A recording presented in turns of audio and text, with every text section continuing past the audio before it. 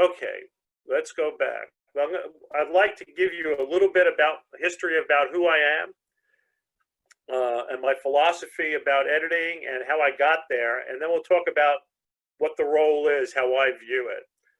And I should start really with the first paper I tried to write, and I say tried to write because I did everything wrong.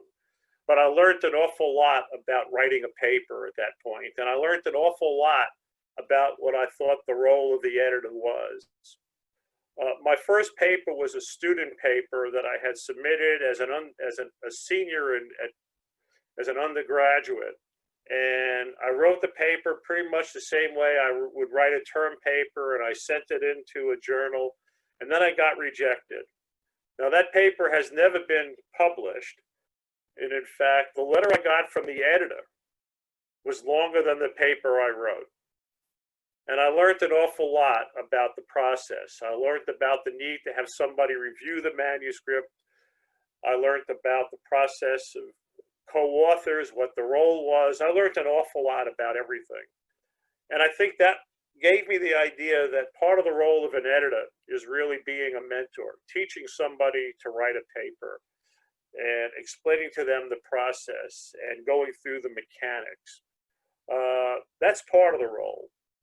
The other part of the role that we'll talk about really is the gatekeeper role. Part of the job of the editor is making sure that what gets published really has a reason to be published, that it's quality science, it makes sense, it's understandable, and that there's something new and novel about it. So we'll talk about that. Then finally, there are other things that the editor does. These are largely mechanical in my mind, but they're important as well. They select the editorial board, they come up with editorial policy as well. So today's presentation will go through these various steps in my approach to editing. But you know, it's important to understand where I come from and how I feel qualified to talk about this. So a little bit more about me. Okay, if we can get to the next slide. All right, you've already heard I joined Chevron or Texaco back in 1979. I've been a team leader. I have the highest technical grade in Chevron of a earth scientist. I have authored as a primary author, as a sole author, over 75 peer-reviewed papers. I think I'm at about 80. Currently serving on 5 editorial boards, including as editor for the Unconventional Resources, the new journal. I've been a reviewer for more than a dozen different publications. I don't mean I've reviewed only 12 papers or so. I'm talking about for more than 12 different journals. Over my career, I have reviewed more than 4,000 papers. That's an awful lot of reading. And I have made editorial decisions on more than 1,200 papers in my various roles as an editor or associate editor for all these different journals. And I'm also involved outside of editing and outside of Chevron with the International Ocean Drilling Program. I chair the Environmental and Safety Panel. So I have a pretty broad background in earth science. I have been looking at this material for a long time. I take pride in the material when it comes out, even if I'm not the author. When I have finished with a manuscript, I have as much pride as maybe the author does that we have accomplished something in communicating something to the world. The editor itself really represents the face of the journal. They make the decisions on what gets published and ultimately the quality of the work. I have to say that that's sometimes a good thing, sometimes it's a bad thing, you know, or a nightmare, I should say. People don't always agree with the decisions you've made as an editor, and you may get nasty emails. I can tell you I have had many emails, not only from authors about decisions that have been made, but from people who have read the journal and have been unhappy with something that has been published. And I shouldn't say that that's a bad thing. In fact, that's how I became an editor in the first place. There was an article in the AAPG Bulletin that I disagreed with very strongly. And I wrote a letter to the editor, essentially saying I thought there was no science behind the paper that was published. And as a consequence, she said, well, then you need to get involved. And by getting involved, I first started reviewing manuscripts. And then after reviewing a fair number of manuscripts, I was asked to join the editorial board. So you're the face of the journal. You make the decisions, and you ultimately decide what looks good and what doesn't look good. You also work with the publisher to support the journal's publisher. You want to make sure that the material is okay, that you're being represented at the right places, such as at the appropriate conferences, that you're making the necessary presentations to support the goals and aims of the journal. So let's talk about mechanics a little bit. And every journal works a little bit differently. Every editor or associate editor may have somewhat slightly different responsibilities. But in all cases, ultimately, you're responsible for handling the review process. And the review process is critical. You can go out and give a presentation at any conference and nobody can say anything good, bad, or indifferent about your science. There's no representation as to its validity. And a lot of people have started publishing things without peer review. You put it on the internet, you can Google it, you can find almost anything about anything. I'm sure if you go in and Google that you could probably find somebody who has published something that the earth is still flat. So there's clearly a role for making sure that review process is there. The editor or associate editor is the first view at that manuscript, and the question becomes, does it fit the journal? There are a lot of people out there that are looking for a home for a manuscript that they don't know where to publish it.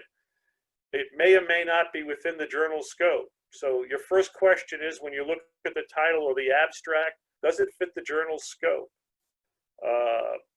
Then obviously it's requesting reviewers and tracking what happens with those reviewers. Over the course of the last 10 years, I think, a bit longer, this process is really problematic. We have more manuscripts coming into the systems of various journals and fewer reviewers that are interested in reviewing. And I would honestly say that I think very often we overburden some of the reviewers that we know will do a good job and keep coming back to them over and over and over again until they burn out. So we need to watch that. So the authors want to have something published quickly. The editor wants to make sure they get reviews back. They don't always work in sync. So it may take time to work through that review process. And you may need to communicate that with the author, that there's problems getting something reviewed. That's part of the process. Once the reviews are handled, and we're going to go through these portions in some more detail, part of that becomes the next step is processing the reviews. And I've seen everything done from just simply attaching the reviews and sending them back to the author to essentially writing a summary article on what the reviewers are saying. And ultimately, it's making decisions and providing whatever follow-up you need. Those are the mechanics. So let's talk a little bit about what I consider the primary roles of the editor. So one of the roles that I consider primary and probably the most important, and this goes back to that little introduction I had about my first paper I wrote that was never published, is you need to be a mentor. You need to be willing to help the author accomplish what he is interested in doing, which is publishing his work. Many authors, and I'd say most authors, publish only once or twice in their career. Now, if you're an academic, you may publish more, but many are not going into the academic world. Many, if they go into an academic position, are not necessarily in a research school, they're in a teaching school, and they don't publish as frequently. So at least at the beginning of their career, even if it's an academic, they may not be familiar with what's going on. And the involvement of an author's academic advisor may be quite variable. Some are very engaged, and some are not. And just because a faculty member is not actively involved in helping their student move this manuscript through, that doesn't mean we should essentially step back and allow the student or the early career professional to flounder. It becomes our job to really help the individual, to teach them what they need to do. And a second major point that needs to be thought about is that many of the manuscripts are coming from authors where they're not writing in their primary language. And I know how much of a problem this can pose. My language skills outside of English are really questionable. And I can only impressed by somebody trying to publish in a second language. And it's more and more common. During my tenure as editor for AAPG, I would say 75 to 80% of the manuscripts that came in were English as a second language. So part of the problem is helping somebody understand how to write in a form that is understandable to all. So it's a teaching role, it's a mentoring role. So how does this process begin? Assuming that the manuscript really is appropriate for the journal, the first step in helping in that manuscript's development is the selection of the reviewers. You want to find people that can help the author communicate his ideas, establish whether those ideas are technically sound and whether they're unique or they have been published. So you're really looking for people to review that will be familiar with the topic, familiar with the literature, and you will look not only in their own knowledge, but will take the use of literature searches such as Scopus and find the best reviewers for the material. You want to make sure that you look for fairness in the process. That means if you know there's a conflict between one group and another group competing on the same thing, you wouldn't necessarily go to the other group. You need to find somebody who's going to be a neutral judge on the quality of the manuscript, on the technical content of that manuscript. So you may get some suggestions from the authors as to who they would like to see review their manuscript. To be honest with you, I don't usually follow those. I usually look for my own reviewers. But if they tell me who they do not want to review the manuscript and give me an explanation as to why, I will do my best to avoid them. Now, what winds up happening in some of those cases is that it does slow down the process. I have worked on a couple of topics where there are only two universities that are engaged in this particular analytical procedure, and neither one wants the other university to review their work. I can't explain why, but very opposing views on what should be done and how it should be done. And finding other people that are qualified to review that work becomes problematic. And if it becomes problematic, it takes longer. You don't give up, you keep going. And I just finished a manuscript where I went through 14 reviewers before I came up with 2 that accepted it and actually provided me with the review. So patience and fortitude are key elements in the selection of the reviewers. I think another part that's important is being willing to invest your own time as a mentor. On the right-hand side of the screen is a page of a manuscript that I had marked up myself. I read every manuscript that I work on, and it may be some multiple times. We'll talk about that in a minute. But I think what you're looking for is an explanation to the author as to how well the manuscript has been constructed. Does it make sense? Is it organized correctly? I think you need to advise the author on the manuscript strengths and weaknesses. And as important as that, the author needs to be given guidance on how they can justify that the manuscript should be published. And part of that is scientific novelty. Part of that is making sure it's written clearly and concisely.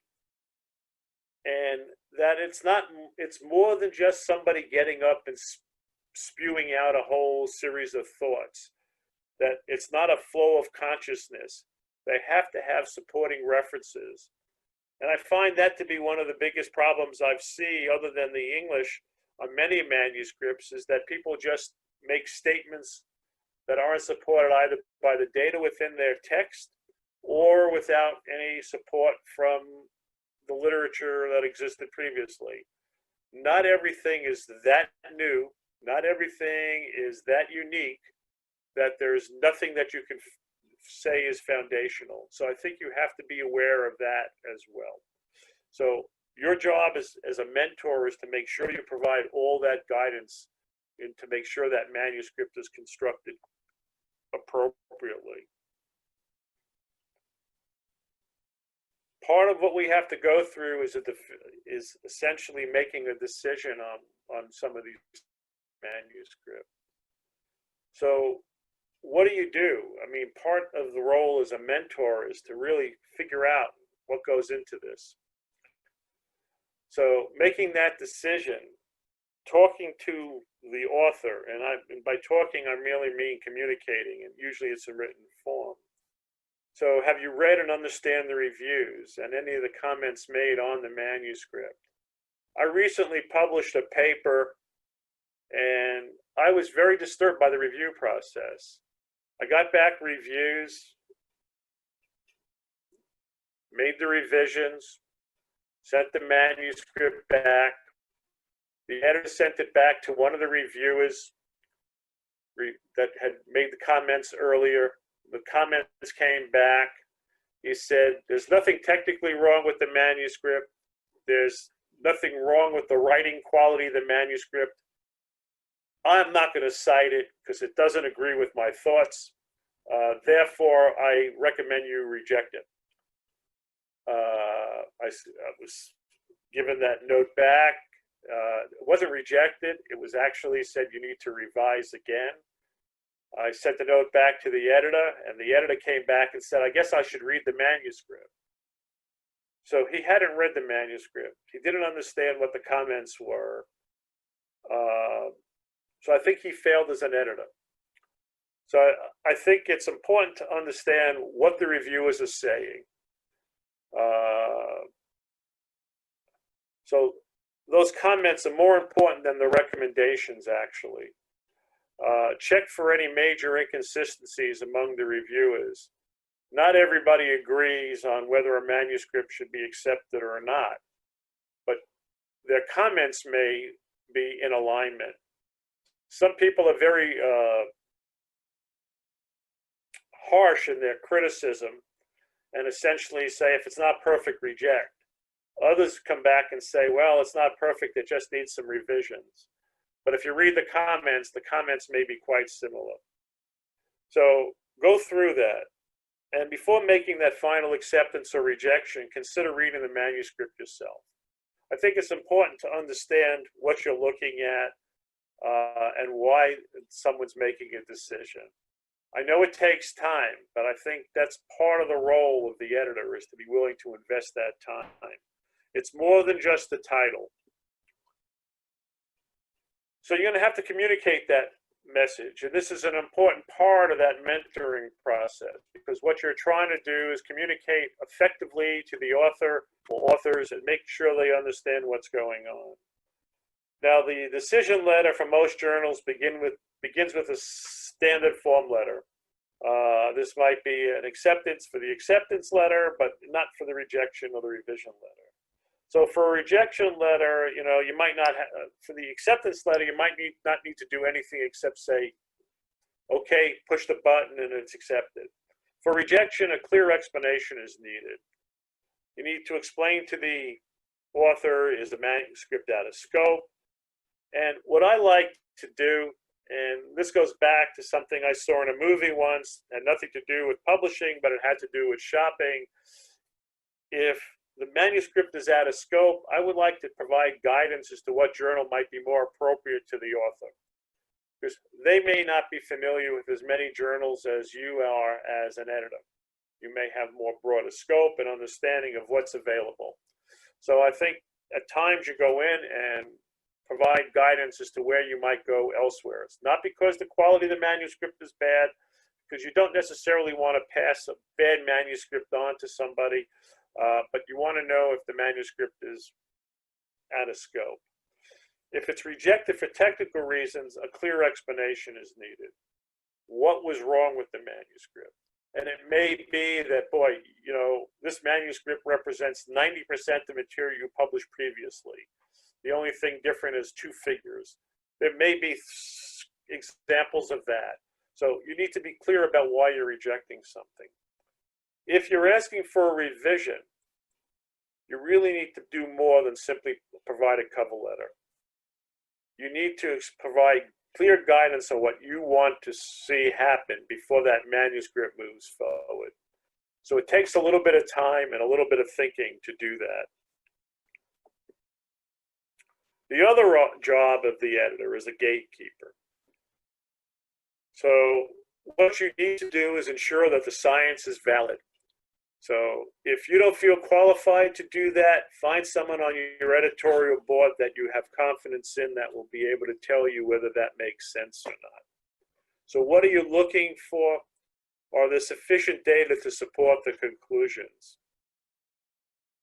A lot of people still to this day try to publish without actually showing the data. It doesn't work. You have to have the data. You need to be able to support the conclusions. Are they there? If they're not there, your role as a gatekeeper is to keep the publication out.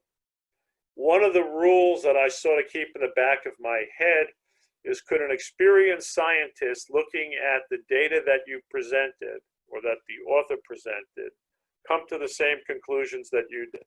You may not agree with it as an editor.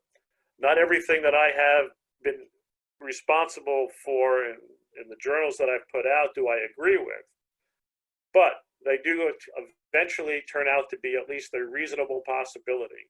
So if the data are there to support it, then that's important. The manuscript has to be understandable. That means it's got to be written in language that somebody can pick up and read. So the quality of the writing is important. And then also it's important that the work has to be somewhat novel and unique. There are only so many times one can publish on this, one group or the community as a whole can publish on the same topic, on the same stratigraphic unit, on the same aspect of that, and expect it to happen over and over and over again.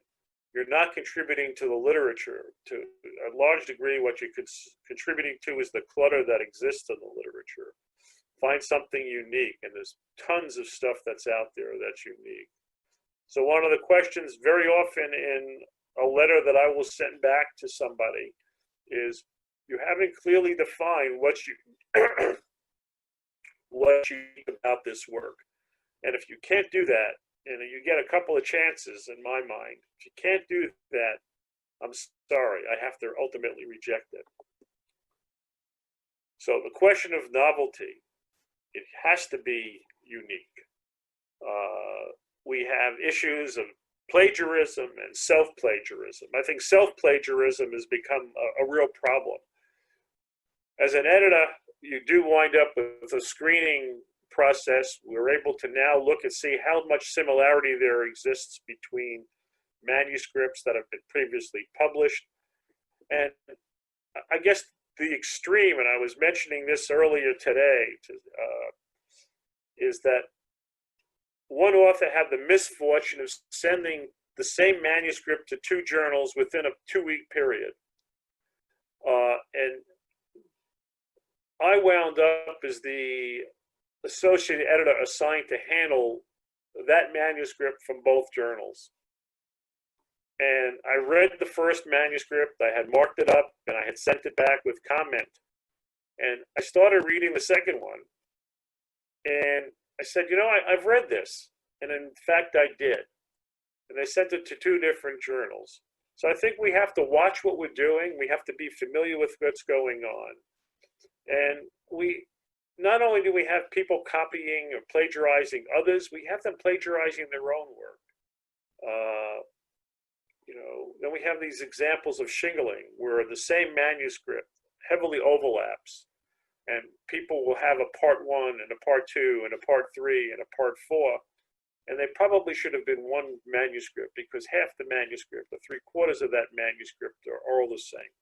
They build on each other, introducing a new aspect, but they're pretty much the same paper, and they should have been published as a single entity to begin with.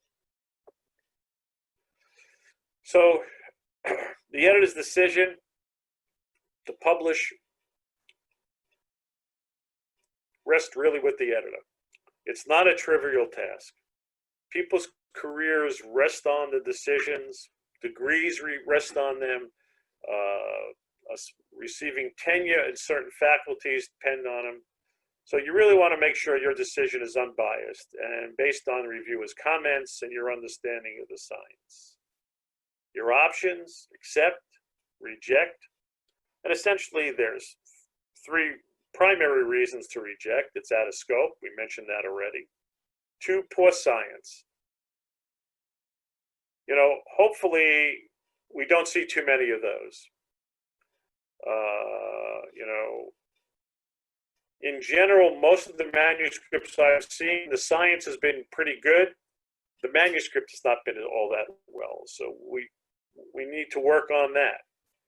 Then I also mentioned this question of plagiarism and watching what's going on there. And then there's this decision to revise and the different magnitudes. Is it minor revision? Is it moderate? Is it major revision?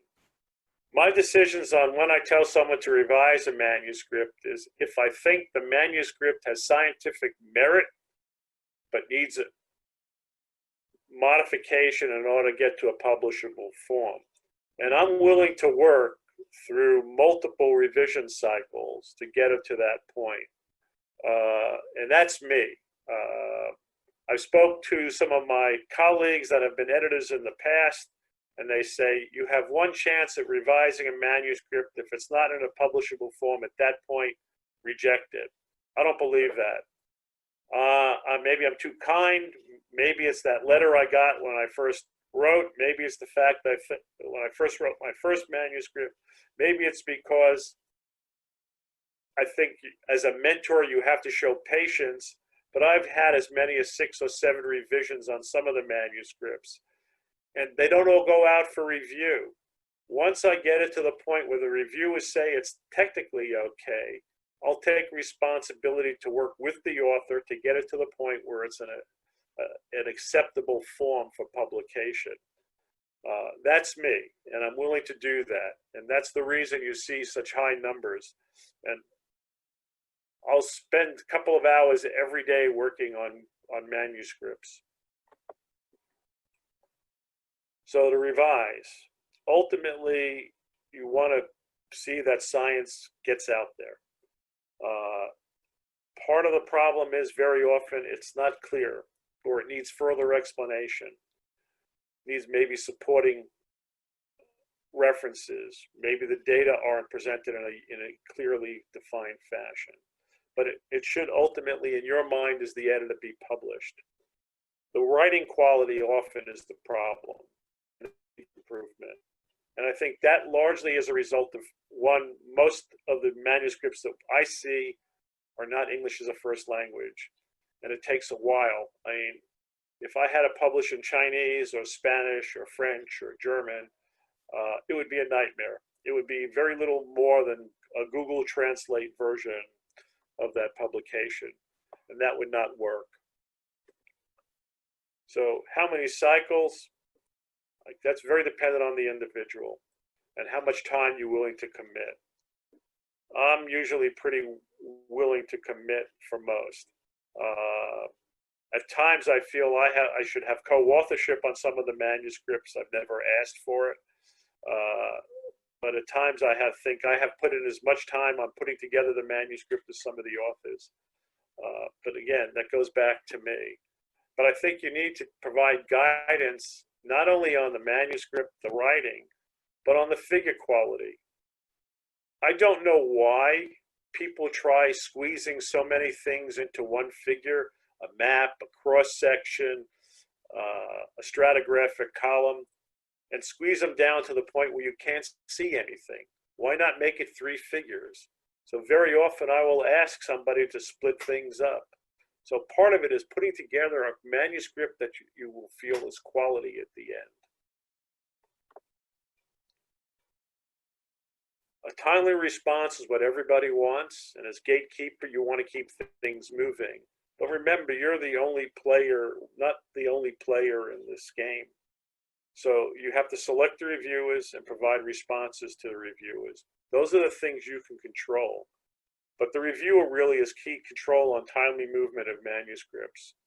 And unfortunately, they're getting tougher and tougher to find people willing to do this. And I find that as a real disappointment, because most of the people we ask to review manuscripts are people who have recently published. And so somebody who's willing to provide them time to do it, but they're not willing to reciprocate. And I find that disappointing. But that's where most of the prize, and at times you need to go back in and find new reviewers and elevate people that will alternate reviewers, or find a whole new group of reviewers. You just can't let something sit. Unfortunately, everybody wants things moving fast. So what else do you do? Part of the role of the editor is to ensure the lifeblood of the journal, and manuscripts are the journal's lifeblood. So actively soliciting manuscripts is part of the job. Encouraging members of the editorial board to develop special issues or topics of interest to the community that the journal serves is something that they should be going out there and working on. That's part of the process. If you don't have manuscripts coming in, ultimately you won't have a journal. The editor doesn't do the job alone. He is supported by a group, and the editor essentially winds up with a group of volunteers, and that's an important part. Remembering that people are giving up their time for something that you hope they really feel is benefiting them. I mean, I love doing this, and I got involved in doing this in part because it gives me access to a lot of information that may or may not ever get published. I get to see what the cutting edge science is in my field. So the editor, what does the editor do to make sure he's got a team that can work? He helps and selects and confirms the editorial board. He makes sure that the editorial board's background matches what the journal needs. I firmly believe that a member of the editorial board should have experience as both a reviewer and an author. If you've just been out there acting as an author and you have no idea what goes in on the other side.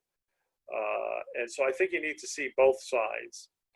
And I also feel it's important that they're willing to acknowledge their role in the decision process. Reviewers do not have to sign their name, but I firmly believe that an editor has to be willing to sign their name to the decision made on the manuscript. Now, as I noted earlier in the beginning of my introduction, I reviewed about 4,000 manuscripts, probably more. I have signed and identified myself in every one of those. If I'm willing to say it to the if I'm willing to say it to the editor, there's no reason for me to be anonymous to the author. I stand behind what I say. Not necessary for a reviewer, but it is in my mind necessary for the editor or associate editor. So what did we talk about? The editor is the face of the journal. Hopefully he provides a lot of support and mentoring to the authors, helping them work their way through the publication process. They act as a gatekeeper for the journal, making sure that the science is sound, that the quality of the manuscript is good. They keep things moving through the process. It doesn't always look as if we're able to do that. And again, the problem on that is not necessarily with the editor or the editorial team. Very often it's associated with the reviewers and finding those reviewers, and we work hard at that. They provide support for special issues. They solicit manuscripts and maintain that editorial board. And with that, I'm open for questions.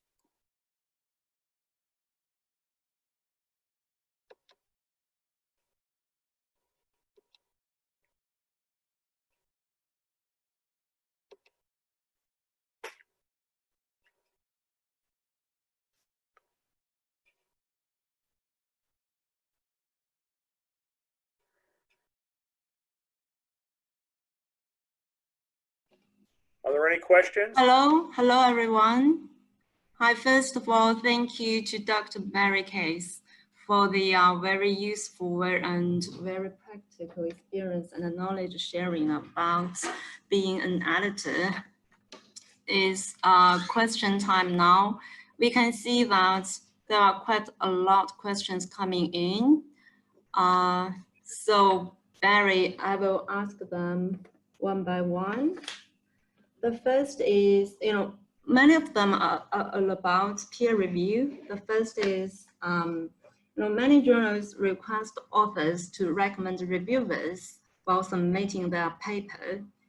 But do editors really consider the recommendations? So if so, how do you make sure that these reviewers' review reports is credible? Okay. I mentioned earlier, yes, we ask for, typically ask for 4 or 5 potential reviewers. I use those as my final backup. I don't use those as my primaries. I will typically go to something like Scopus or Google Scholar, and if I'm not familiar with the topic, and search who has published in that area within the last 2 or 3 years, and contact those people and see if they're willing to review the manuscript. If I'm unable to secure anybody from that group, I will go back and use the recommendations from the author. I will watch those very carefully. To be honest with you, I have not seen too many problems with those recommendations when I have used them. Very often, and again, I don't necessarily use the recommendation made by the reviewer as to accept or reject, but they do make really good comments. So even if you have somebody that might know the individual quite well, they may say accept where it more needs to be really not quite ready yet. But the comments would tell you that what has to be done. So I do use them, but I don't use them as my first pass. I only use them when I'm having a real hard time finding reviewers. Okay, thank you. Thank you very much. And we have more questions about peer review. Second one is, hi, very nice presentation. I have a question. Reviewers options on such as very positive and very negative for the manuscript, then how do you make a decision? Then you go in and look at the detailed comments. You can look at the manuscript. Before I will accept the manuscript, I always read it myself. If I'm not familiar with the material and I can't make a judgment on my own, I will go out for a third review.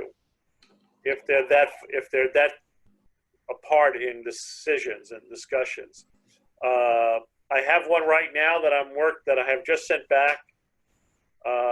That one reviewer said it was ready to go. And another reviewer came back and said that they thought I should reject it. I sent it back to the author with a recommendation specifically to attack one aspect where both reviewers had actually said this was the primary problem, and it was the novelty of the work. One reviewer said because it was not novel, it should not be accepted, period, no discussion. The other said it wasn't novel, but they thought it was a good manuscript. So I sent it back to the author with a specific recommendation to justify to me the novelty of the work. And it's a little disturbing because that was the same problem we had of the one version earlier. So it went back to him and I said clearly, you need to justify the novelty of the work. If you don't, I'm going to be forced to reject the manuscript. So I look at what's going on. Sometimes I'll go for a third referee, but I'll look at the comments and see where the comments are driving me. Mm-hmm. Okay, thank you. The third question is still about peer review. It seems like authors have felt a lot of pain in the peer review. This one is, as an editor, when you receive a review report which contains very critical comments, and will you just forward these comments to the editor directly, or will you soften the tone but still keep the key information in that and then send it to the authors? I review the reviews and I review any comments made in the manuscript. I will then prepare a summary of what I consider the major points.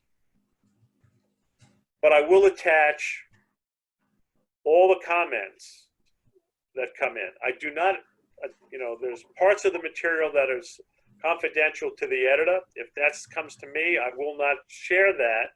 However, if I find something in that I think is important to share, I will extract it and put it in my own words in my part of the cover letter.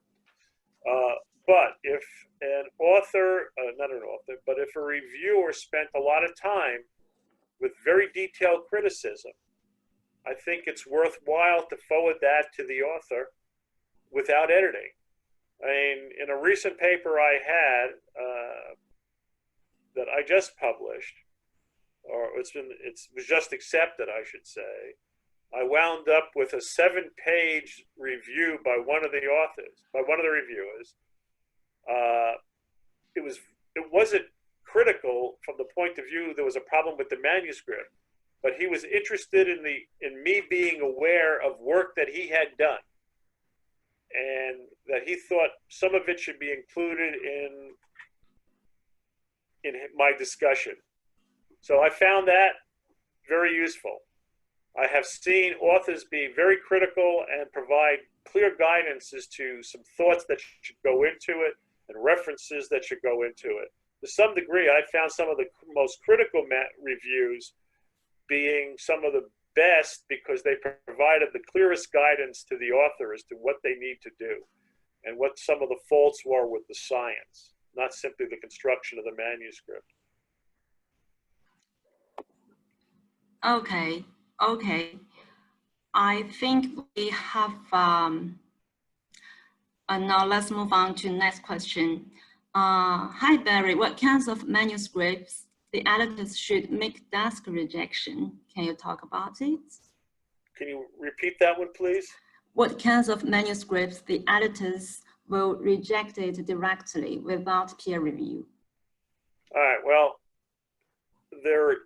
the easiest one to say is the ones that are completely out of scope for the journal.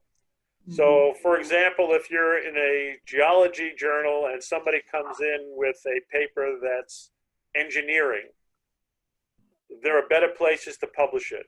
The readership won't necessarily be familiar with the material you're publishing, so it's not really a good place to do it. So, confirming the scope of the journal, if it's outside the scope, you reject it outright. If the manuscript, and I have to say I haven't been always good about this. If the manuscript is so poorly written that it's not able to be reviewed, it should be sent back and rejected outright. Very often somebody, when it comes into the editorial office, they'll look at it before it even gets to you, and they'll come back and say, you know, there's a problem with this manuscript. But those are the two reasons that you might reject it outright. Possibly also if it's something that is so out of space, so to speak. So somebody comes up with, will come up with something like oil comes from rain. That you might say, you know, this is ridiculous. There's no scientific foundation here. I just can't publish something like that. So those are very few and far between. But usually it's the scope question, and if you can't get past the abstract when you start reading it, those are the two reasons you would really reject it, outright. Okay, thank you. And we still have questions coming in. I can see that there are two questions about editor's role. I mean, from the editor's perspective. The first is how to choose the editorial board members from your own experience. Some of them are people you know. Some of them are who's been active in the field. When I was looking to start putting together the editorial board for unconventional resources, part of what I did was look at those people, because it's a broader scope than just my little area, was to look at people who could contribute outside that have been actively publishing in that space and ask them if they would join us in the journey. And that was pretty much the same role I had when I was editor for AAPG, was to go out and find people that would help me do the job. So I didn't want to have people that were just like me with respect to technical background. So it's a matter of expanding the scope and making sure that the areas that you want to have covered for the journal are represented on the board. Okay. The other question must also be from an editor. Dear Barry, generally, how much time do you spend on handling one manuscript? A single manuscript? Yeah. It will vary, and it could be as short as an hour to as long as maybe 6 or 7 hours.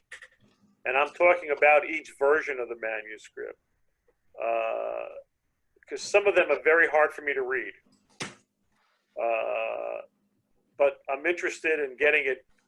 It's an interesting topic. The science is good, and I'm willing to invest the time.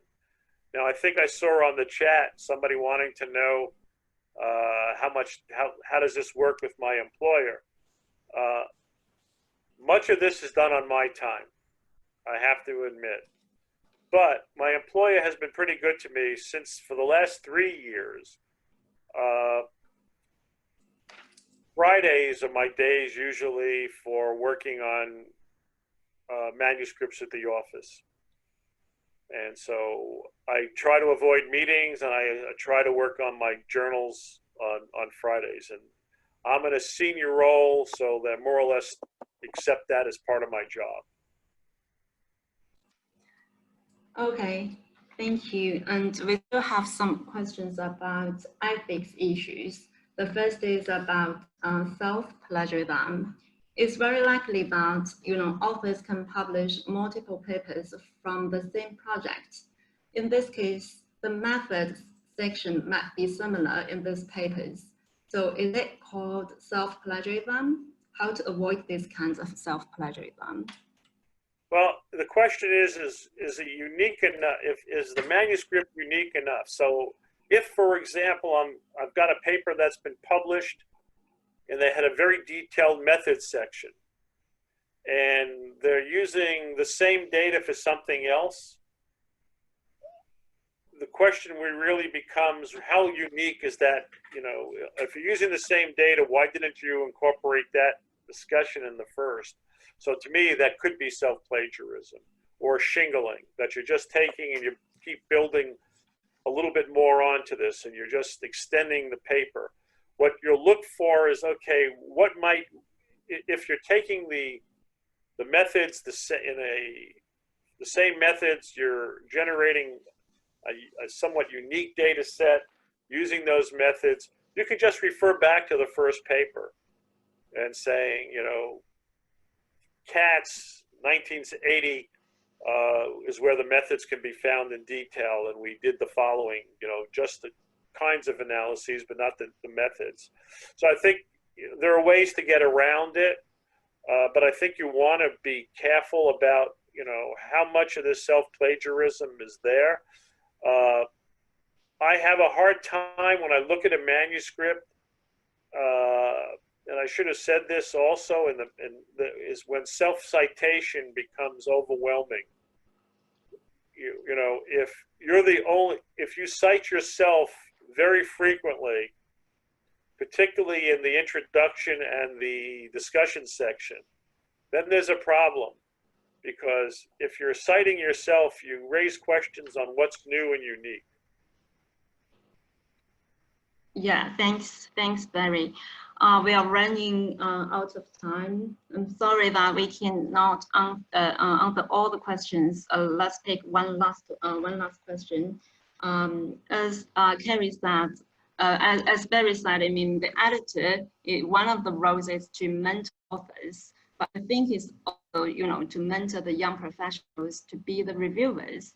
So the question is, would you, when you select the reviewers, would you, invite the young professionals to participate in the review process? I think some of the best reviews I have gotten have been from young professionals and from graduate students. They tend to look at the material very critically.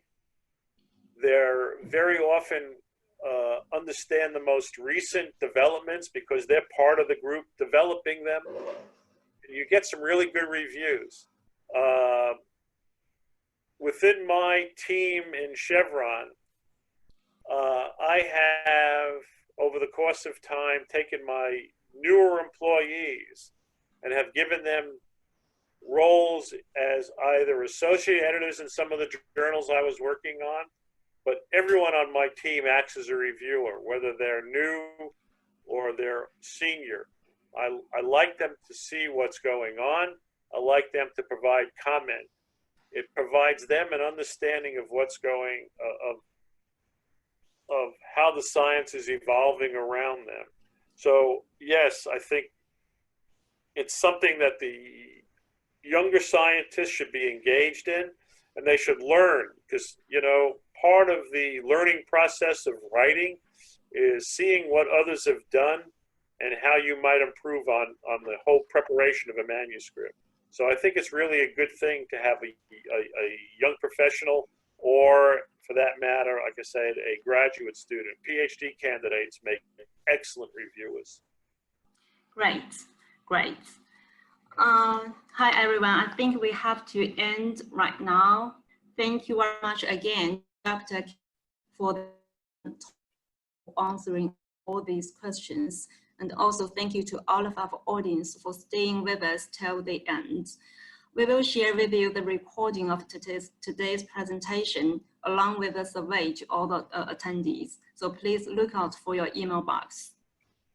Lastly, please be kindly reminded that Dr. Barry Katz will also give another talk on how to get published from an editor's perspective, but also, you know, based on his own experience as an author. So the talk will be on June 24th, Wednesday, the same time as today. So we are looking forward to meeting you again in due course. Thank you all. Bye-bye. See you.